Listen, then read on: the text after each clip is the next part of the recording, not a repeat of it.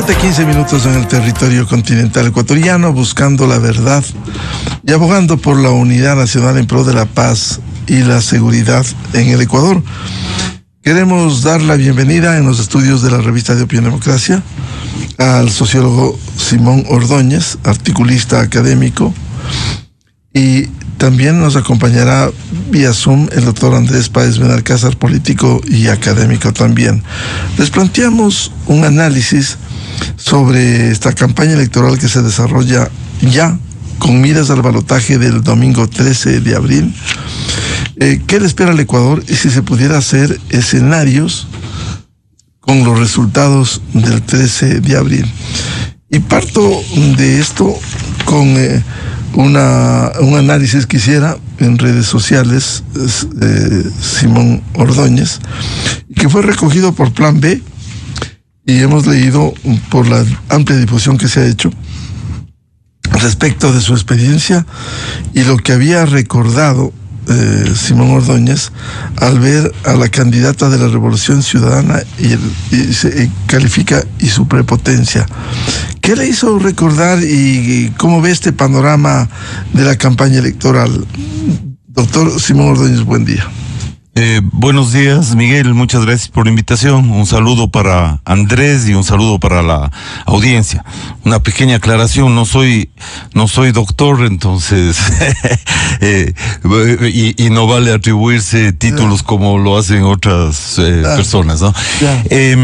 A ver, claro, cuando yo vi el debate, ¿no? Y cuando la señora Luisa González, que había empezado, digamos, bastante bien, y creo que en la primera parte del debate de alguna forma superó al candidato Noboa, pero cuando ella empezó a perder el control de la situación, a partir básicamente de que sale el chat de la Liga Azul y Noboa le recuerda que en su medio, ¿no es cierto?, en este chat aparecía como la rana René, entonces ella pierde los papeles, un poco se descontrola, y creo que muestra lo que es ella y nos recordó, a propósito, viendo cómo ella reacciona, nos recordó lo que es y lo que fue el correísmo cuando gobernó, ¿no?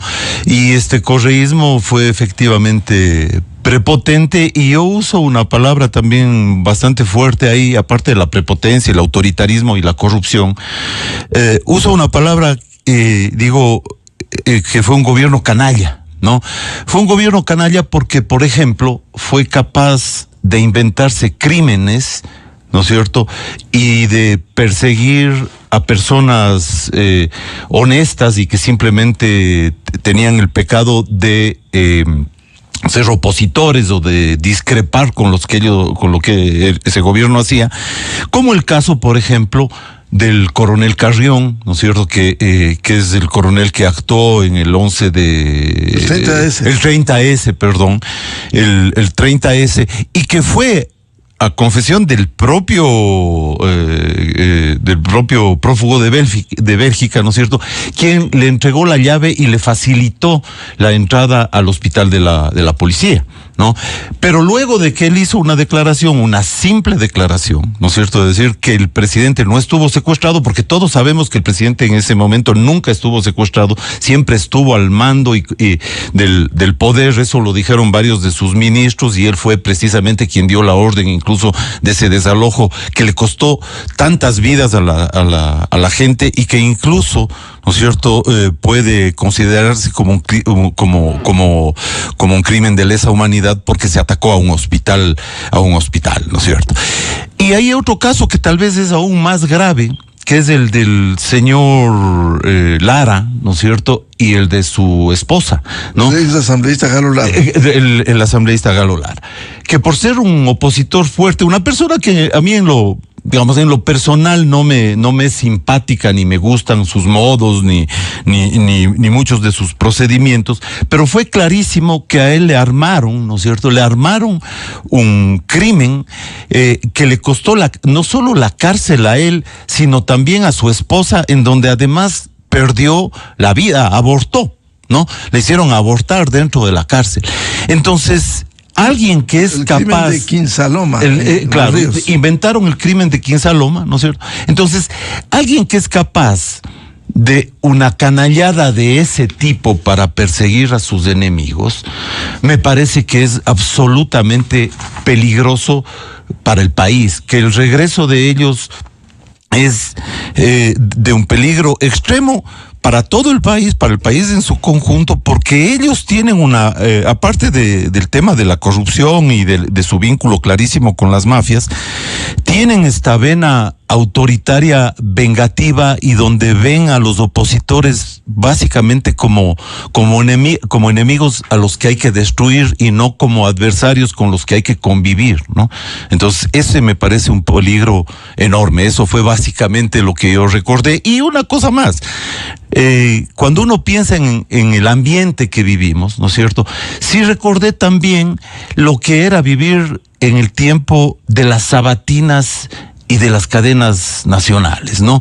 Teníamos esta voz, incluso una voz excesivamente molesta de este señor Argüello, me parece. Douglas Argüello, ¿no es cierto? Sí, que interrumpía en las cadenas, en los horarios premium, digamos, de los medios de comunicación, hacían cadenas nacionales, y todos los sábados teníamos al prófugo de Bélgica, no sé, en sabatina, esparciendo odio por todo lado, burlándose de sus adversarios, y una cosa que es más grave, indicando a los fiscales y a los jueces a qué personas tenían que perseguir a partir de ese día, o poniendo fotos de periodistas, exhibiendo fotos de periodistas en cadena nacional para que luego hordas de correístas o personas fanatizadas los persigan, posiblemente los apaleen o al menos los escupan y los escrachen en las calles, ¿no? Entonces, ese ambiente que generó el correísmo, ¿no es cierto? Ese ambiente que vivimos durante 10 tristes y larguísimos años, creo que hay que evitarlo a toda costa. ¿Y cree usted que la candidata a la Revolución Ciudadana reúne eso? ¿Es parte del movimiento político que reúne? Porque ella en algún momento en sus contradicciones ha dicho no, que ella va a gobernar, no el prófugo. Ellos, a ver, la candidata, y creo que como estrategia de campaña, han tratado de desvincularse parcialmente de este lado más oscuro del correísmo. Pero creo que no lo logran, ¿no? Primero no lo logra porque se ve que ella se vio en el debate que es una persona que tiene estos mismos arranques de furia y de odio que tenía el presidente Correa, ¿no? En parte del debate también se le escapa una cosa y dice, en mi gobierno, refiriéndose al gobierno de Rafael Correa. Entonces, creo que ella tiene una relación de mucha cercanía con el presidente Correa y con estas cúpulas de la extrema izquierda internacional que están vinculadas al Grupo de Puebla y al antiguo Foro de Sao Paulo, ¿no es cierto? En donde tienen, digamos, ahí, además del tema de la corrupción, porque son estructuras corruptas y mafiosas, pero también están amalgamados por un tema ideológico que tal vez es el más preocupante. Yo en algún momento decía y he venido elaborando de alguna forma como una tesis, hablo de que en la izquierda radical y sobre todo en aquellos que tienen un vínculo con el marxismo-leninismo o con el comunismo, ¿no? Se ha producido algo que yo llamo inversión moral, ¿no? Es decir, que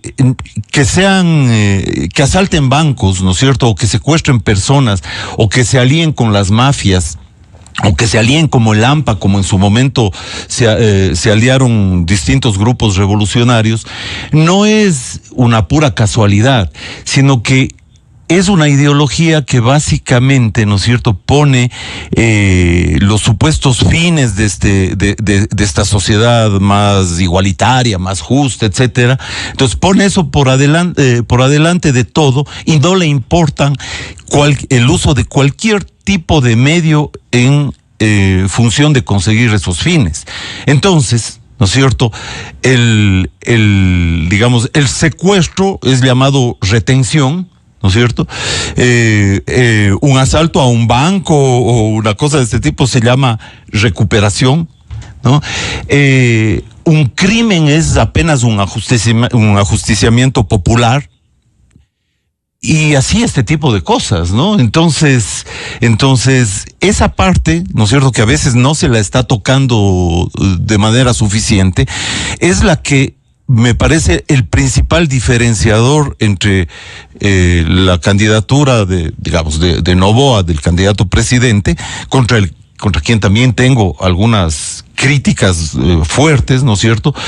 Pero creo que por ejemplo, este tema ideológico es un diferenciador profundo, porque todos sabemos además que quienes piensan de esa forma, o sea, quienes se adscriben a este pensamiento del socialismo del siglo XXI, que tiene sus orígenes, ¿no es cierto?, en Marx, Lenin, en Gramsci e incluso en Mao. Alguna vez recuerdo que el propio presidente Correa habló muy bien de Mao, es decir, del mayor criminal de la historia, ¿no es cierto?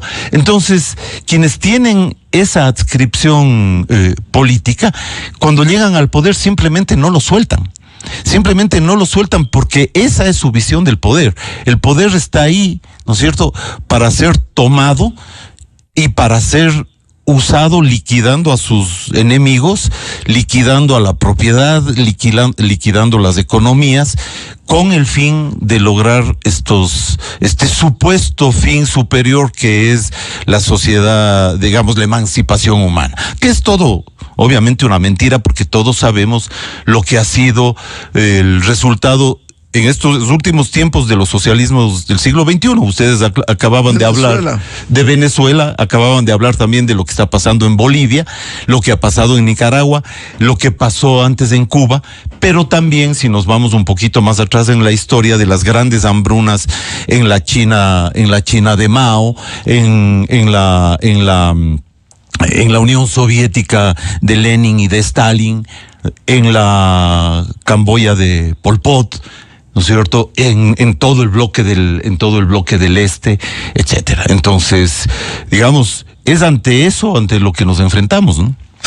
Bienvenido al doctor Andrés Páez Benalcázar, actor político, académico. Le invitamos para hablar sobre este proceso electoral que está en desarrollo. Estamos en una campaña para el balotaje del 13 de abril próximo. ¿Cómo ve, qué le espera al Ecuador en medio de un conflicto armado interno? Y luego hablaremos los escenarios, luego del 13 de abril, con los dos modelos que están en disputa en el Ecuador. Muy buen día, doctor Andrés Páez. Muchas gracias, Miguel. Buenos días. Un cordial saludo a Simón Ordóñez. He estado escuchando con atención lo que él ha expresado y realmente es una cátedra sobre política contemporánea que estimo debería ser repetida por muchos medios de comunicación, porque personas como él son las que elevan precisamente la discusión política, y eso es lo que necesita el país en una coyuntura tan crítica. Comparto con Simón su apreciación de que el peligro que se cierne sobre el país es extremadamente grave, porque estamos ante una disyuntiva muy compleja. Si bien Noboa ha advertido algunos errores, como es obvio, ha advertido el desgaste propio de la tarea de gobierno, por el otro lado, su contrincante es realmente una persona que no está calificada para el ejercicio del poder. Así lo demostró el día domingo anterior durante el debate, y detrás de ella hay evidentemente toda una infraestructura que responde a intereses que son nocivos para la patria, intereses que no son precisamente los que buscamos los ecuatorianos comunes, que deseamos mejores días y nuestro derecho a vivir y a morir en nuestro país. Entonces, sí me parece que los ecuatorianos en este momento tienen que hacer un ejercicio reflexivo muy profundo para no caer en la tentación de alguna aventurilla que puede desencadenar un gravísimo mal para el país, ya que estas personas no es que vienen para quedarse 4 años, aun cuando cometan todos los errores del mundo. Ellos están decididos a quedarse para siempre por las malas, de la misma manera que lo ha hecho la dictadura venezolana, como lo está haciendo también la dictadura nicaragüense, como ha sucedido en Cuba, en Corea del Norte y en otros países parecidos. Bien recordaba Simón que en Camboya hubo Pol Pot y los terribles Khmer rojos que llegaron supuestamente por una insubordinación popular, pescando a río revuelto, por cierto, y que se quedaron años en el poder cometiendo una cantidad infinita de abusos a pretexto de colectivismo y de cooperativismo, cosas que se inventaron también en el camino para poder justificar las dictaduras.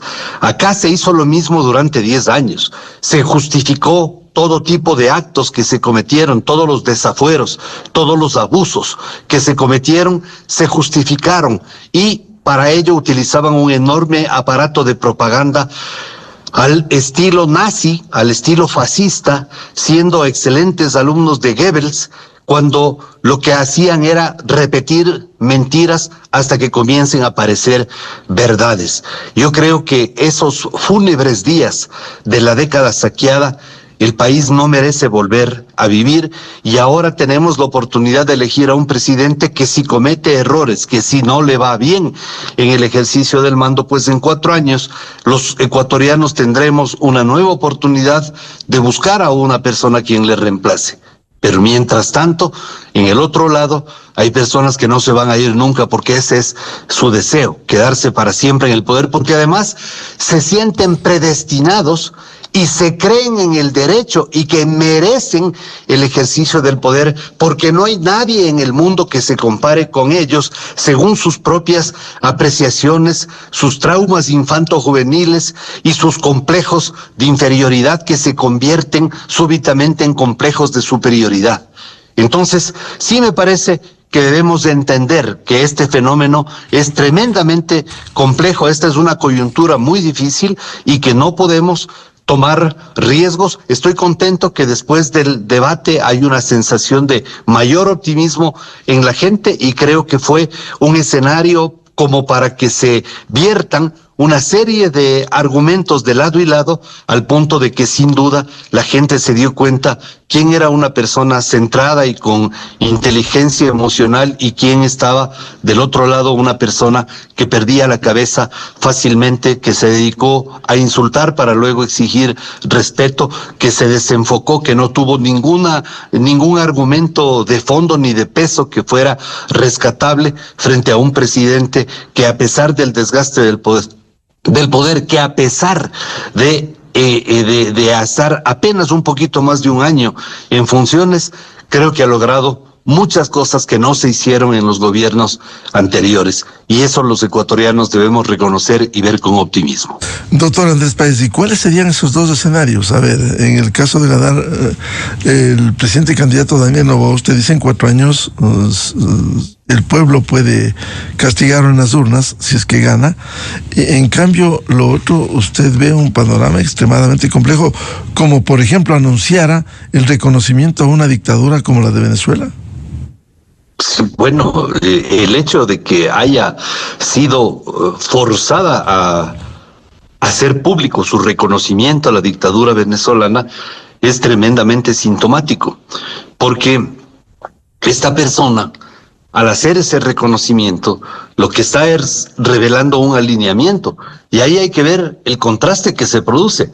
Mientras el presidente en funciones está buscando alineamiento con las grandes potencias, con los grandes socios comerciales del Ecuador, con los países que están a la vanguardia del desarrollo tecnológico, con empresas que están alineadas con esos gobiernos que están en el mundo tecnológico y aprovechando sus bondades para hacer que las sociedades de las que gobiernan prosperen, esta señora lo que está es expresando que se va a alinear con una dictadura que es propietaria de uno de los mayores centros de tortura que existen en el mundo, que se llama el helicoide, en donde todos los días están torturando presos políticos que son por miles. Está alineándose con una dictadura que ha provocado que el país más próspero de América Latina, que fue en su momento Venezuela, ahora sea uno de los países más pobres del mundo. Está alineándose la señora González con un gobierno que lo que ha hecho es que más del 60% de la población de Venezuela está en situación de pobreza o de extrema pobreza. Está alineándose la señora González con un gobierno que en efecto es una dictadura a consecuencia de no respetar los resultados que se expresaron, muy a pesar de todas las maniobras que hicieron para consumar un fraude y que mostraron actas falsas para decir que Maduro había ganado.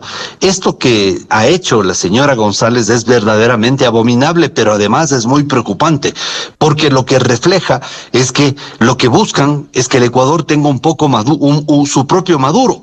Es decir, ellos están en el plan de instrumentar una asamblea constituyente, en la cual lo primero que harán es perdonar a Correa por todo el saqueo de los 70,000 millones durante la década que se robaron esa cantidad, perdonar a los lugartenientes de Correa, sacarlo a Glass y a otros personajes de la cárcel, traer a todos los prófugos que están en México y en Venezuela y obviamente darle una patadita en las posaderas a la señora González, sacarle de escena y designarle presidente al mismísimo Correa, quien podrá cumplir con su sueño de quedarse in articulo mortis, es decir, para siempre en el poder. Ese es un plan que obviamente es el reflejo de este alineamiento con la dictadura de Maduro. Vuelvo con Simón Ordóñez. En este escenario es extremadamente complejo, dos posiciones diferentes, como dice en su análisis que publicara Plan B, en un caso difícil porque llegan con hambre atrasada, dice, de venganza, dice, y se quedarían en el poder. En cambio, al presidente candidato habrá que criticarlo y la prensa y las personas libres se encargarán de ello, que se ha demostrado en este año y medio, ha cometido muchos errores, se le ha criticado. Sin embargo, el otro escenario, si uno valora, es totalmente lo contrario. Sí, a ver, y yo creo que en algún momento quizás la prensa en general, ¿no es cierto?, por este miedo profundo al regreso del correísmo, creo que se le ha perdonado demasiadas cosas al presidente Noboa. El presidente Noboa tiene efectivamente una tendencia autoritaria bastante profunda. A ratos no respeta adecuadamente lo que es el Estado de Derecho. Se ha pasado muchas cuestiones constitucionales o se ha pasado muchas veces la ley por el forro, como normalmente se dice. Sin embargo, creo que no podemos dejar de ver las diferencias y los matices que hay, ¿no es cierto?, entre este presidente que efectivamente ha cometido errores, ¿no es cierto?, que también, tiene unos niveles de improvisación importantes, porque creo que le tomó de nuevo llegar a la presidencia, y que se rodeó además de gente excesivamente joven, inexperta y muy ligada a su vínculo, a su vínculo, a su espacio social, digamos, ¿no? Con un vínculo social muy directo. Entonces, creo que, por ejemplo, a ese gobierno le faltan ministros, le faltan que tengan un poco de canas y que tengan mayor distancia con el presidente, que le puedan hablar al presidente directamente a la cara, señalarle sus errores. Creo que el presidente también tiene que abrirse a oír las voces de la sociedad, las críticas que hay de la sociedad, etcétera. Pero creo que ese presidente está en condiciones de poder hacerlo. Ojalá lo haga. Quizás se ha cerrado en ese tiempo, pero hay la esperanza de que eso ocurra, ¿no es cierto? Creo, en todo caso, como decía Andrés, ¿no es cierto?, que este presidente será mucho más débil en el caso de que cometa errores y no se anclará y no se atornillará al poder como sí lo harán los otros. Los otros, el correísmo, ¿no es cierto?, responde a esta estructura que yo decía, que señalaba hace un momento, pero además tienen estructuras, ellos ya tienen permeada una gran parte del Estado que lamentablemente no ha podido ser limpiada en este tiempo, por lo difícil además que eso resulta, porque además de eso no es un proceso de un año o de un año y medio, sino de varios años. Pero por ejemplo tienen absolutamente permeado el sistema de justicia. El correísmo, a través de su famosa mano, metida de mano en la justicia, se tomó gran parte del aparato de justicia, y creo que siguen, ¿no es cierto?, jueces y operadores de justicia puestos en ese tiempo. Muchos de los jueces que aparecieron implicados en el caso Metástasis, en el caso Sobornos, etcétera, fueron puestos en la época del impresentable señor Yalc y del señor Correa, ¿no es cierto? Esa metida de mano en la justicia es lo que ahora, por ejemplo, hace que muchos de cuando se capturan criminales, o cuando las mafias en algún momento son combatidas por la policía, capturados mafiosos por la policía, salen al día siguiente, ¿no? Salen al día siguiente o en pocos días, porque hay un conjunto de jueces y hay un conjunto de estructuras también estatales que han sido tomadas por el correísmo y de las cuales cuesta mucho salir. Entonces creo que eso nos pone en un escenario mucho más peligroso en el caso de que ellos ganen, ¿no es cierto? Porque ellos tienen efectivamente estas estructuras, ellos tienen un proyecto bastante más claro, y es un proyecto que resulta perverso para el país, ¿no? Doctor Andrés Páez, en ese escenario usted comparte el análisis que es totalmente lo contrario a lo que pudiera ocurrir con el presidente candidato Daniel Noboa de ganar, a lo que suceda con la Revolución Ciudadana. Por supuesto que los dos candidatos están en posiciones absolutamente contrarias. Comparto totalmente lo que Simón ha expresado.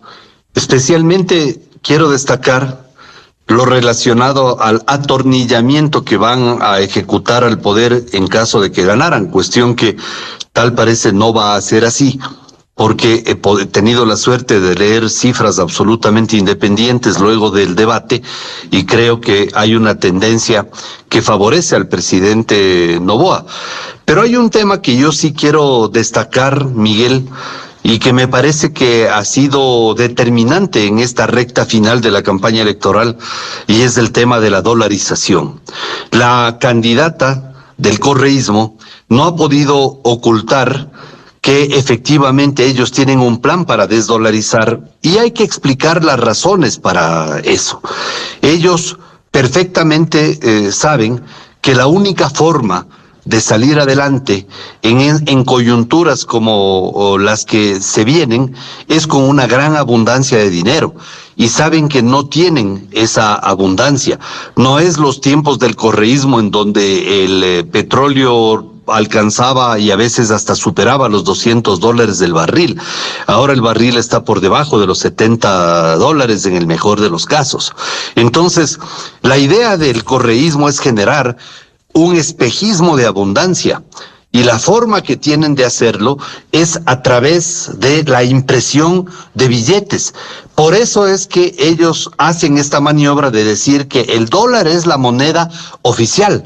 Por eso dicen que hay que poner en la Constitución que el dólar es la moneda oficial. Pero lo que no dicen es que hay que poner en la Constitución que es la moneda oficial, que no hay posibilidad de introducir otra moneda, que es una moneda única, que no van a tomar el dinero de la reserva monetaria, que no van a tomar el dinero del Banco Central, que no van a tomar el dinero de los cuentaahorristas, como para creerles que efectivamente ellos tienen una buena intención.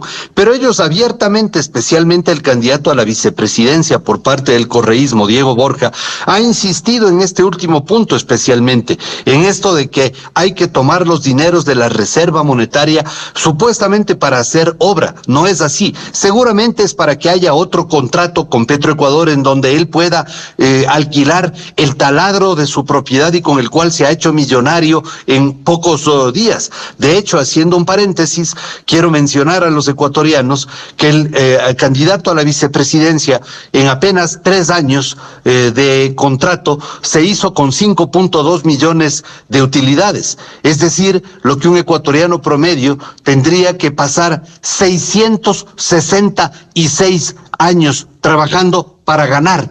El candidato a la vicepresidencia lo hizo en apenas 3 años. Para eso es lo que necesitan, tener una moneda propia, para tener costales de dinero, canastos llenos de dinero, para que la gente vaya al mercado con el dinero en la canasta y regrese a la casa con las compras en la cartera. Creo que este es el tema más sensible que en este momento tiene que ser abordado y con profundidad. La necesidad de defender la dolarización. Ellos quieren tener una moneda propia, porque ¿qué es lo que están haciendo en Venezuela? Las remesas de los migrantes venezolanos, que son algunos millones, llegan en dólares o llegan en euros, el gobierno se queda con los euros, con los dólares, y entrega a los ciudadanos bolívares, que son dinero que no tiene ninguna capacidad adquisitiva. ¿Qué está pasando en Bolivia, Miguel? Esto es algo muy importante de destacar. Lo que está pasando en Bolivia es tremendamente grave, porque la gente dice, tuvimos depósitos en dólares, y resulta de que nos están entregando moneda bolivianos, moneda nacional que no tiene ningún valor, y que además hay un desabastecimiento total. Todo como consecuencia de estos regímenes monetarios que están al servicio de crear estas entelequias, estas simulaciones, estos espejismos de prosperidad, porque a la gente que de pronto no sabe a profundidad de estos temas, el hecho de que le entreguen una carretilla de billetes hace que esa persona sienta una sensación de riqueza, aunque la carretilla de billetes no le sirva para comprar absolutamente nada. Entonces, sí creo que este es un tema que se ha convertido en medular en este momento, porque no podemos permitir que ese espejismo de prosperidad que están planteando se convierta en definitiva en un artificio para alcanzar el poder y para imponernos una moneda paralela, una moneda electrónica, como lo han dicho abiertamente 2 voceras oficiales del correísmo, Paola Cabezas y otra asambleísta que se llama Giselle, no me acuerdo el apellido. Garzón. Esas 2 voceras oficiales del correísmo hablaron de dolarización a la ecuatoriana, que la dolarización no tiene que hablar inglés, sino que tiene que hablar español. Les faltó decir que la dolarización tiene que hablar quechua. ¿Qué más? Que hay que hacer una moneda paralela, que ya hay unas monedas paralelas, obviamente lo hablaron con un total ataque de sinceridad que los ecuatorianos tenemos que agradecerles, por supuesto, porque son personas que han permitido que se conozca la verdad del plan del correísmo, que es acabar con la dolarización, que es un hecho que atañe a todos los segmentos de la sociedad ecuatoriana. Por ese motivo, Miguel, me parece que es fundamental que insistamos en este tema para que la sociedad esté claramente advertida del peligro que representa para sus finanzas, para su bolsillo, para su economía personal, para las deudas que tiene, para las obligaciones futuras que tiene con sus hijos, los colegios, las universidades, el día a día, el pago de las necesidades básicas de su casa, están en peligro si es que se nos despoja de la dolarización. Es decir, doctor Andrés Páez, ¿usted cree que esto es estrategia de un modelo, el modelo del socialismo del siglo XXI, que lo han aplicado en Venezuela con un fracaso en 25 años y 20 años en Bolivia? Esto es parte de un modelo al que asumiría la candidata a la Revolución Ciudadana. Sí, por supuesto, es una franquicia que comenzó por la elaboración de la Constitución. Recordemos algo, Miguel, la Constitución de Montecristi fue elaborada en esa ciudad. pero ni siquiera fue autoría de los asambleístas constituyentes, pues. Fue asambleísta de 3 españoles que vinieron contratados al Ecuador, pagados por Hugo Chávez, entonces presidente de Venezuela. ¿Y qué es lo que hicieron? Una constitución bastante parecida a la constitución venezolana, con el mismo formato en la parte orgánica, fundamentalmente, que es lo que a ellos les interesa, y poniendo por ahí una serie de otras cosas como para adornar y vender a la Constitución como una varita mágica capaz de solucionar todos los problemas de la sociedad, porque eso es lo que hizo la campaña de propaganda que se levantó sobre la famosa Constitución de Montecristi, y que esta varita mágica servía para curar todos los males de la sociedad, desde la caspa hasta el cáncer. Todo, absolutamente todo iba a resolver la Constitución. Y creo que esa Constitución fue el inicio del alineamiento perverso, macabro del Ecuador a esta política del siglo XXI, del socialismo del siglo XXI, que esencialmente es un fascismo del siglo XXI. De socialismo no tiene nada, lo que sí tiene mucho es de fascismo del siglo XXI. Entonces, ese alineamiento es crucial para el país, porque realmente representa un peligro enorme para todos los ecuatorianos, sobre todo porque ese alineamiento nos conduce a tener este tipo de distorsiones en la política fiscal, este tipo de distorsiones en la política monetaria y, por supuesto, muchísimas y graves distorsiones en la ejecución de las acciones políticas gubernamentales, que las ha descrito con mucha inteligencia y acierto Simón Ordóñez. Eso es algo que debe preocuparnos, porque yo también fui un perseguido por parte de la dictadura de Correa. Mi familia fue miserablemente perseguida por Correa, y no solo miserablemente, cruelmente. Fuimos perseguidos de una forma abominable y demencial, de una forma inmisericordia, y yo no quiero que eso le vuelva a pasar a nadie en el Ecuador, ni siquiera a ellos, porque no hay razón, no hay derecho de que una persona como yo o como cualquier otra, o una familia como la mía o cualquier otra, tenga que pasar por una situación tan abominable, tan dolorosa, tan difícil, en donde hasta los patrimonios terminan en la nada como consecuencia de la persecución política. Y no fui el único, fuimos muchos los perseguidos, y creo que como perseguido político que fui de la dictadura correísta, soy uno de los llamados a pedirles a los ecuatorianos que por favor mediten bien su voto y que no caigamos en la tentación de una aventurilla que nos puede conducir a una verdadera tragedia. Simón Ordóñez, para concluir, esto es parte entonces de un modelo político que se ha instaurado en Venezuela, en Bolivia, con el fracaso que se evidencia hoy. Claro, efectivamente es parte de un modelo, y yo quiero hacerle una puntualización. Creo que socialmente, y para el pueblo de Venezuela y para los pueblos que han sufrido, digamos, el embate de los socialismos del siglo XXI, pero también de lo que fueron los socialismos reales, ¿no es cierto? Efectivamente son tragedias humanas, pero para quienes han llevado a cabo, para los líderes, ¿no es cierto?, eso no es visto como fracaso.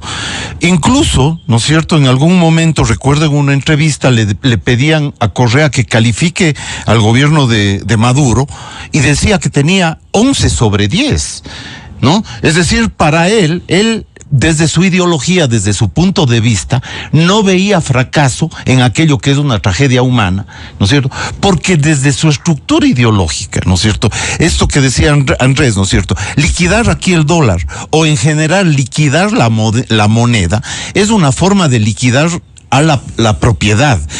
El primero que hizo esto fue Lenin en 1918, cuando se produce una de las más grandes inflaciones y devaluaciones que recuerda la historia. Entonces, ese fue el mecanismo para liquidar la propiedad. Y la liquidación de la propiedad no es solo liquidar la propiedad de los más ricos o de los grandes, medianos propietarios. También se liquida la propiedad de los más pequeños, ¿no es cierto? Del pequeño comerciante, del pequeño trabajador, etcétera, que tiene alguna cosa. Esto ha ocurrido acá, eso ha ocurrido en Venezuela, ¿no es cierto? Y vemos, ¿no? que a ellos no les preocupa mucho eso.